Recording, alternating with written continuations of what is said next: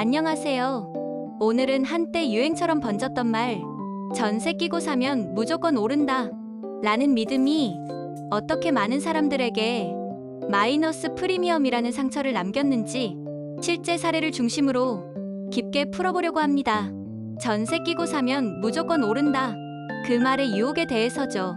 불과 몇 년 전까지만 해도 부동산 커뮤니티나 유튜브에는 이런 말이 넘쳐났습니다. 전세를 끼면 내 돈 거의 안 들이고 집을 살 수 있다. 전세가율이 높으면 리스크가 적다. 전세 낀 매매는 실질적으로 레버리지 투자다. 마치 전세 끼고 사는 게 부자가 되는 지름길처럼 포장되어 있었죠. 당시엔 실제로 그런 흐름이 있었습니다. 2020년부터 2021년 사이 서울과 수도권, 지방광역시까지 전세가가 폭등하면서 매매가와 전세가의 차이가 거의 없었죠. 예를 들어 5억짜리 아파트의 전세가가 4억 7천이라면 실투자금 3천만 원으로 집 한 채를 살 수 있는 셈이었습니다.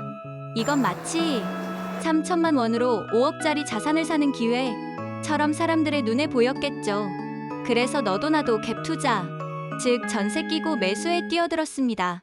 한 사례에 대해 이야기를 해드릴게요. 경기도 김포에 사는 30대 초반의 부부. 남편은 대기업 직장인, 아내는 공무원이었습니다. 둘 다 꾸준히 모은 돈이 약 8천만 원 정도였죠. 2021년 부동산 시장은 한참 과열되어 있었습니다. 집값은 매달 오르고 분양권은 줄줄이 완판. 이 부부도 불안했습니다. 지금 안 사면 평생 못 살지도 몰라.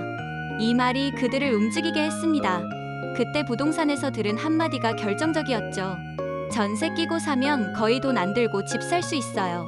김포는 곧 지하철도 연결되고 앞으로 공급도 적어요. 아파트 가격이요? 무조건 올라요. 그 말을 믿고 김포 한강 신도시의 신축 아파트를 5억 2천만 원에 계약했습니다. 당시 그 집의 전세 시세는 4억 8천, 실투자금은 고작 4천만 원이었죠. 이 정도면 완전 안전하지. 그들은 확신했습니다. 하지만 시장은 그렇게 흘러가지 않았던 것이 문제죠. 2022년 이후 상황은 급변했습니다. 금리가 오르기 시작했고 전세 수요가 줄어들면서 전세 가격이 빠르게 하락했습니다. 김포의 전세가율은 90%대에서 70%, 60%로 떨어졌습니다. 같은 단지의 전세 시세는 4억 8천에서 3억 5천까지 내려앉았죠. 그런데 그들의 전세 계약이 끝나자 세입자가 나간다고 통보했습니다. 이제 선택은 둘 중 하나였습니다. 새 세입자를 기존 전세금에 맞춰 구한다. 아니면 보증금을 돌려주고 직접 들어간다. 하지만 새 세입자를 구하려니 전세 시세가 1억 3천이나 떨어졌습니다. 새 전세를 맞추면 그만큼 보증금을 현금으로 메워줘야 했죠. 그 돈이 있을 리 없었습니다. 결국 이 부부는 전세보증금 반환대출을 받았습니다. 대출로 세입자 돈을 돌려주고 이자는 눈덩이처럼 불어났습니다. 여기에 또 문제가 생겼습니다. 아파트 매매 가격의 하락이죠. 문제는 그게 끝이 아니었던 것입니다. 부부가 샀던 아파트의 매매 시세도 5억 2천에서 4억 초반까지 떨어졌습니다. 전세 시세는 3억대 중반. 이제 시장에서는 이런 물건을 마이너스 프리미엄 매물이라고 부릅니다. 예전엔 5억 주고 산 집인데 지금은 4억 2천에 내놔도 안 팔리는 겁니다. 마이너스 1억의 프리미엄, 즉 마이너스 프리미엄 매물이 된 거죠. 그 부분은 그제서야 깨달았습니다. 전세를 끼면 리스크가 줄어드는 게 아니라 시장이 식을 때 그 리스크가 오히려 배로 돌아오는구나. 그러면 왜 이런 일이 벌어졌을까요? 핵심은 전세가율 착시에 있었습니다. 전세가율이 높을 때는, 즉 전세금이 매매가에 가까울 때는 매매가가 과도하게 상승한 경우가 많습니다. 왜냐하면 매수자 입장에서는 실투자금이 적게 들기 때문에 무리해서 매수에 나서게 되거든요. 결국 시장 전체가 실수요가 아니라 투자 수요로 움직이게 됩니다. 하지만 금리가 오르고 전세 수요가 줄면 그동안 쌓였던 거품이 한꺼번에 터집니다. 전세가가 떨어지면 매매가도 따라 하락하고 그때 남는 건 대출 부담과 보증금 반환 의무뿐이죠. 또 다른 사례를 볼까요? 김포만의 일이 아니었습니다. 인천 검단 신도시, 세종시, 평택, 오산 등 2020년부터 2021년에 신축 전세 끼고 매수한 투자자들이 줄줄이 마이너스 프리미엄을 맞고 있습니다.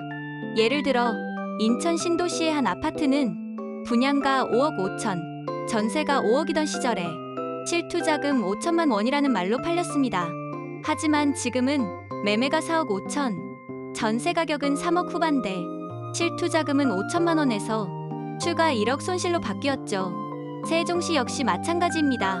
2021년엔 행정수도 기대감으로 전세 끼고 투자자가 몰렸지만 지금은 전세 수요가 급감하면서 보증금 반환 소송이 폭증했습니다. 이런 사례를 보면 공통적인 심리적 요인이 있습니다. 남들도 다 한다는 확신. 이 정도면 다들 하니까 안전하겠지. 사람은 군중 속에서 안심을 느끼죠.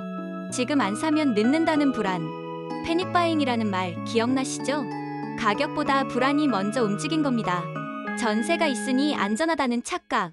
사실 전세가 높을수록 리스크가 커질 수 있다는 점은 간과됐습니다. 마이너스 프리미엄의 진짜 무서운 점은요.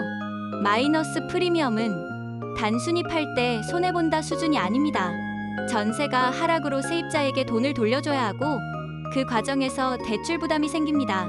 그 대출로 인해 신용점수는 떨어지고 다음 투자의 기회도 사라집니다. 무엇보다 정신적인 타격이 큽니다. 왜 그때 그 말을 믿었을까? 이 자책감이 사람을 시장에서 완전히 떠나게 만들기도 하죠. 그렇다면 앞으로는 어떻게 해야 할까요? 이제 시장은 예전처럼 단순하지 않습니다. 전세가 높다고 전세 끼고 산다고 안전하지 않습니다. 앞으로는 실수요 중심의 시장, 즉 거주 가치와 입지 경쟁력이 진짜 기준이 됩니다. 실입주 수요가 꾸준한 곳, 전세 수요가 안정적인 지역, 미분양이 적고 거래가 꾸준한 단지, 이 세 가지를 기준으로 봐야 합니다. 그리고 무엇보다 내가 감당할 수 있는 수준의 투자여야 합니다. 전세가가 아무리 높아도 그건 내 돈이 아닙니다. 언젠가는 돌려줘야 할 빚의 성격을 가진 돈입니다. 부동산은 숫자가 아니라 심리의 싸움입니다. 전세 끼고 사면 무조건 오른다는 말, 이제는 과거의 유행어가 됐습니다. 그 말이 유행할 때는 시장 전체가 상승하는 흐름이었지만 지금은 금리, 인구, 수요 구조가 완전히 달라졌습니다. 결국 부동산은 타이밍이 아니라 판단력의 싸움입니다. 남들이 사서 오르는 게 아니라 내가 감당 가능한 구조로 사서 버틸 수 있느냐가 진짜 투자력입니다. 오늘 영상에서는 전세 끼고 사면 무조건 오른다는 신화를 믿었다가 마이너스 프리미엄을 맞은 실제 사례를 통해 우리가 놓치기 쉬운 시장의 본질을 함께 돌아봤습니다. 혹시 지금도 갭 투자를 고민하고 있다면 다시 한번 계산기를 두드려 보세요. 이게 정말 내 돈인가? 그 질문 하나가 앞으로의 리스크를 막는 가장 강력한 안전장치가 될 겁니다. 감사합니다. 부동산의 진짜 이야기를 전하려 노력하겠습니다. 자주 방문해 주세요.